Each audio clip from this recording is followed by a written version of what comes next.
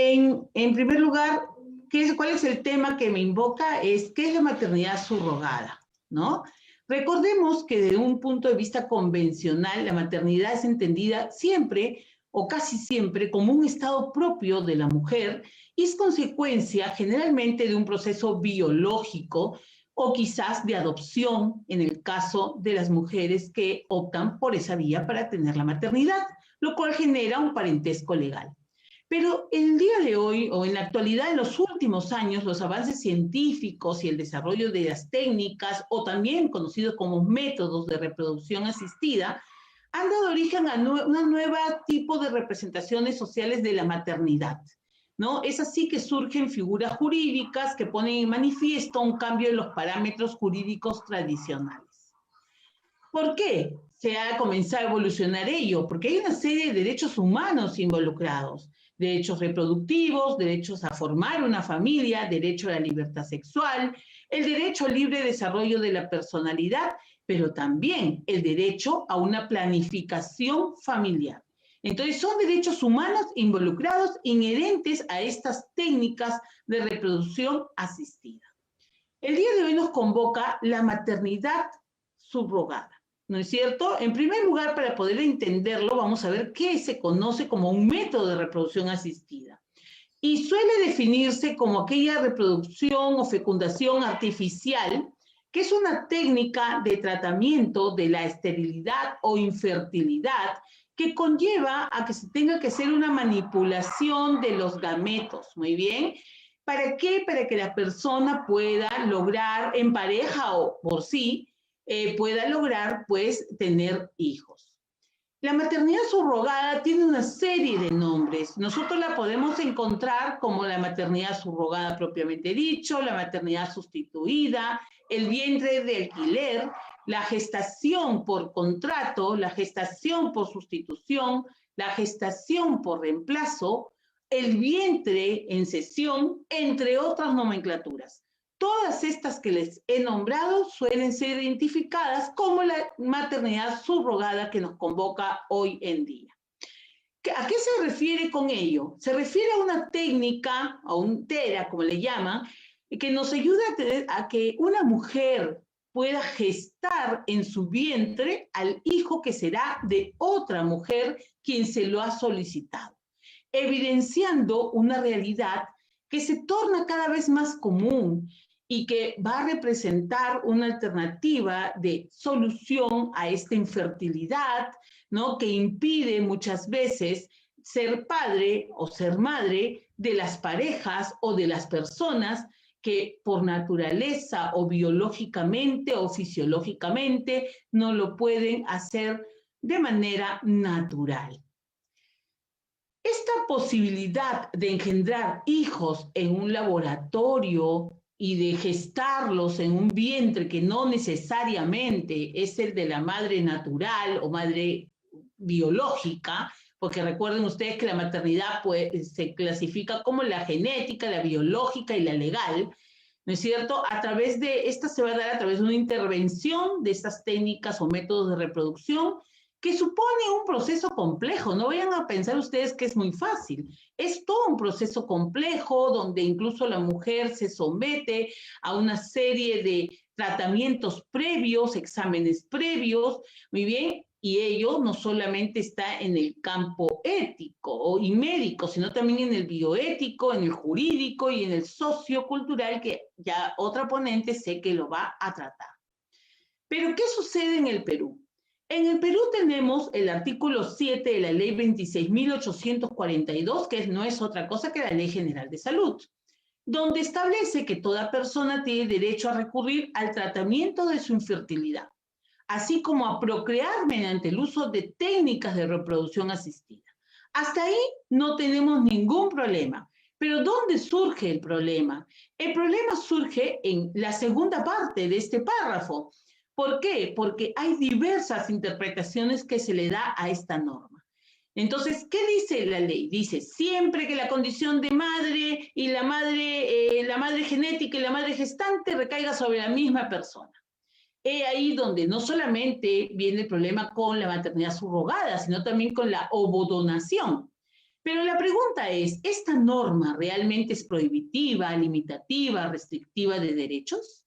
Si nosotros nos vamos a los primeros ciclos de lo que estudiamos en la Facultad de Derecho, por lo menos en la Católica, y usamos el libro del sistema jurídico, ustedes van a observar que esto no está regulando una norma prohibitiva, restrictiva, limitativa, porque todas esas normas tienen que ser expresas, ¿no? No dice está prohibido o se encuentra sancionado. Entonces, dice, siempre que la condición, o sea, le damos una condición, y desde un punto de vista de los derechos humanos, no estaría realmente prohibido. La filiación se suele determinar buscando que coincida el hecho biológico con el hecho jurídico, ¿no? Y es esta justo la parte que difiere de los métodos de reproducción asistida. En conclusión, en el Perú no existe realmente un marco normativo explícito, expreso, que regule la maternidad subrogada. Ni siquiera para ser declarada nula, ni para admitirla tampoco. O sea, no hay ni para negarla ni para admitirla. Sin embargo, esta es una práctica real, cuyo vacío legal impide un adecuado control por parte de las políticas públicas y por parte del Estado.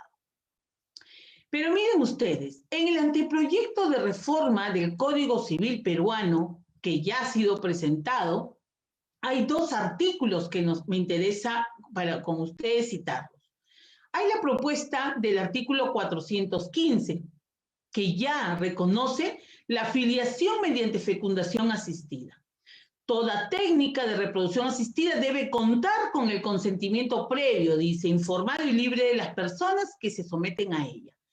Hasta ahí no hay ningún problema porque se sustenta en la voluntad procreacional y ya hemos visto en derechos humanos.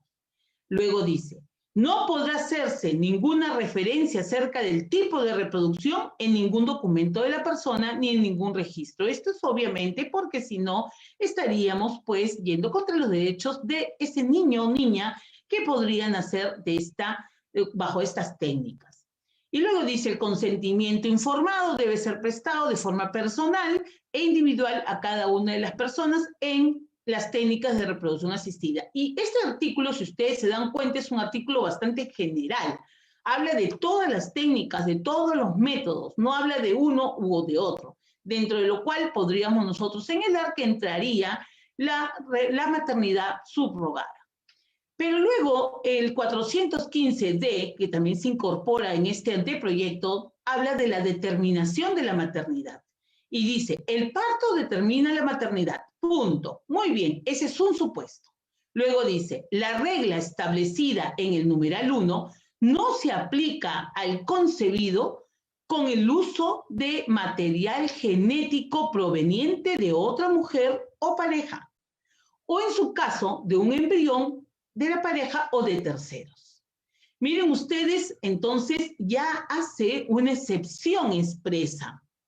Muy bien, y luego se trata y se dice, en los supuestos del inciso 2 que acabamos de leer, se deberá tener en cuenta la voluntad procreacional de la mujer o de la pareja, que solicitó la procreación o gestación por cuenta del otro, el interés superior del niño o el principio de identidad genética. Estos criterios no son excluyentes entre sí. Pero miren qué pasa en este tercer supuesto. No se ha considerado al varón que quiere solamente él procrear hijos, como casos que se han visto últimamente, ¿no? Como el caso del señor Morán, que el día de hoy se está ventilando en nuestro sistema jurídico. Se habla de la mujer que quiera ser madre o de la pareja. Entonces, aquí yo creo que es algo que tiene que debatirse. ¿Y cómo se regula en el ámbito internacional? En el ámbito internacional no existe tampoco uniformidad. No vayamos a pensar que solo en nuestro país tenemos ese problema. En el ámbito internacional hay un tratamiento jurídico diverso. Por ejemplo, por un lado encontramos países que lo prohíben y que declaran que es nulo.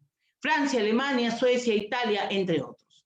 Luego tenemos a otro país, ¿no es cierto?, que sí, bajo situaciones altruistas y bajo ciertas condiciones, y requisitos lo admiten. Reino Unido, Canadá, Brasil, Israel, entre otros. Y el otro extremo, que es el extremo opuesto, en los que se hallan países cuya legislación es permisiva, que consideran que la maternidad subrogada es una práctica legal. Entre ellos, Ucrania, India, Rusia, Estados Unidos en algunos estados y en México también en el estado de Tabasco. No obstante la diversidad normativa, la tendencia del derecho comparado es hacia la regulación y flexibilización de esta práctica de métodos alternativos de resolución de este problema ante la esterilidad o ante la infertilidad. Estos TERAs los ayudan a constituir familias.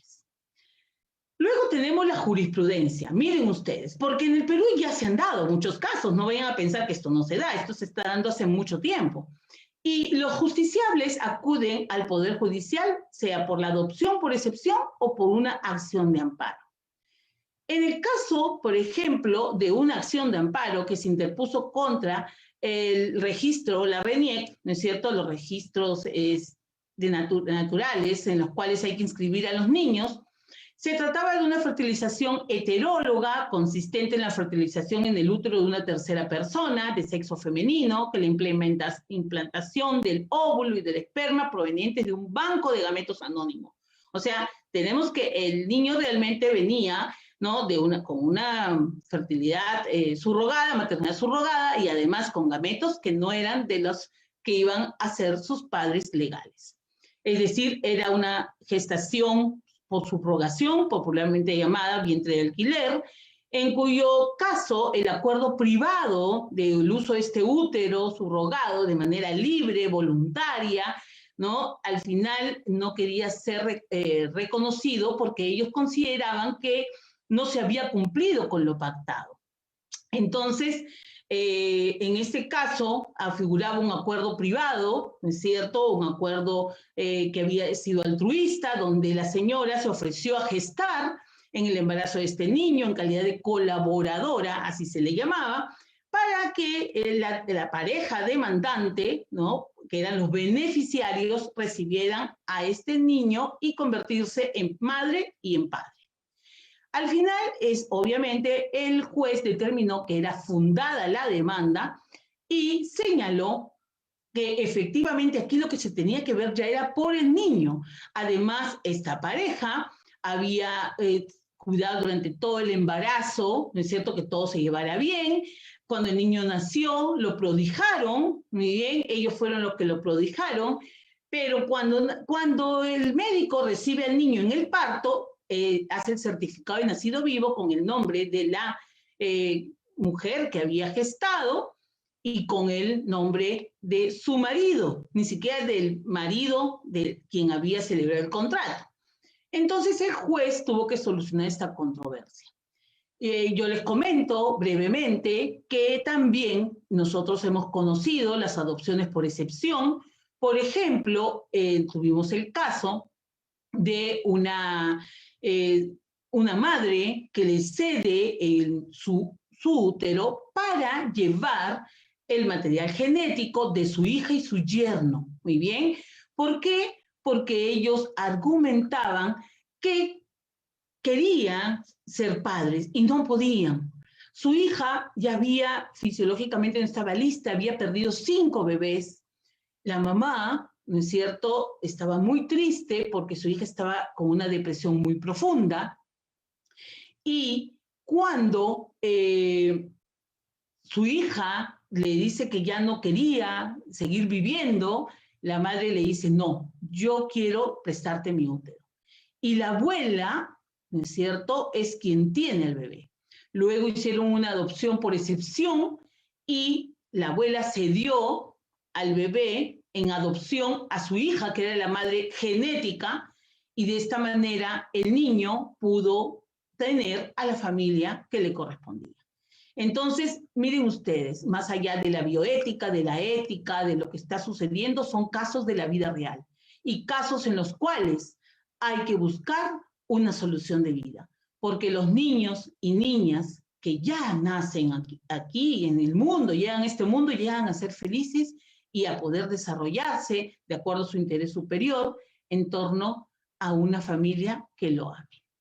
Entonces, con ello quiero concluir, en primer lugar, dándole las gracias por haberme permitido compartir con ustedes esta pequeña reflexión y a su vez decirles que no podemos seguir dejando vacíos legales porque las personas en ejercicio de sus derechos a veces necesitan que todo o algo se regule para que haya un orden y para que también se protejan los intereses de todos los involucrados, sobre todo niños y niñas que nazcan a través de los métodos o también las técnicas de reproducción asistida.